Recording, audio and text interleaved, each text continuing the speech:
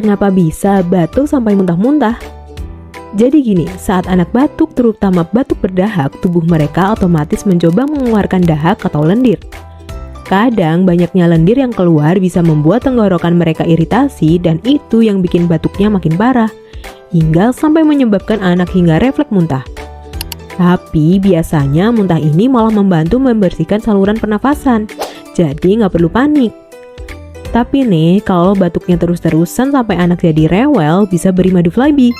Cukup rutin 3 kali sehari, madu Flybe bantu melegakan tenggorokan si kecil sehingga batuk pun menjadi reda. Bunda juga nggak perlu drama buat kasih madu Flybe karena rasanya yang manis disukai si kecil. Apalagi Flybe ini madu herbal loh bun, jadi aman tanpa efek samping. Masalah batuk, serahin aja sama madu Flybe. Yuk bunda, check out madu Flybe sekarang.